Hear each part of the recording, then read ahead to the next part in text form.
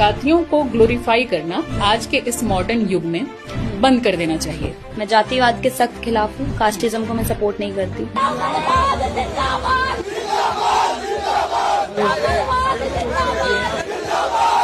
आपने जो ब्राह्मणवाद जिंदाबाद का नारा लगाया, क्या ये प्रोवोकेशन था, एक्सपेरिमेंट था, या फिर ये एक आइडियोलॉजिकल पोजीशन था? ये सिर्फ एक अग्रेशन था वहाँ के प्रशासन के अगेंस्ट।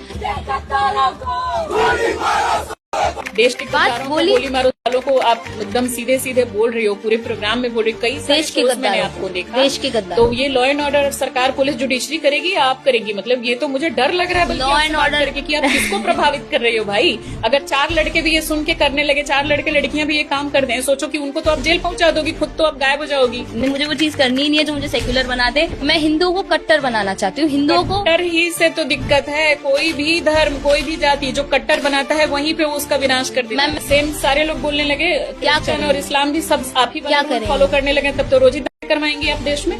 आप लोग आएंगे जाएंगे, आपने ये बयान देश दिया और है धर्म नहीं बचेगा। जहाँ बात मेरे देश और धर्म पर आएगी तो मैं 206 हड्डियाँ और संविधान के सभी धाराएं तोड़ सकती हूँ। हाँ, बताओ कितना ज्यादा आपका ये आतंकवादी और गुंडाई वाले आपके, आतंकवादी नहीं गुंडाई बोल सकते हैं आप, गर्व से कह सकते हैं। ये बयान है आपका, गर्व से कह सकते हैं आप।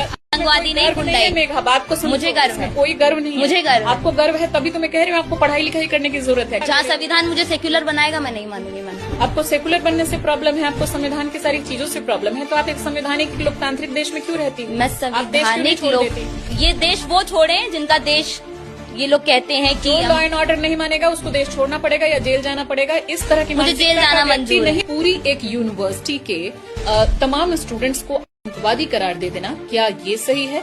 क्या ये उनके साथ असंवैधानिक नहीं है? मैम, जेएनयू की दीवारों पर लिख दिया जाता है ब्राह्मणवाद। क्या सारे यूनिवर्सिटी के स्टूडेंट लिखते हैं? नहीं, वही तो मैंने कहा। आप सारे यूनिवर्सिटी के सारे स्टूडेंट को आतंकवादी कैसे बोल सकती हैं? मैंने वही तो कहा, जो लोग नारे लगाते हैं, जो डफली गैंग में शामिल होता है, जो टुकड़े टुकड़े गैंग में शामिल होता है, कन्हैया कुमार के साथ में रहता है, वो आतंकवादी है।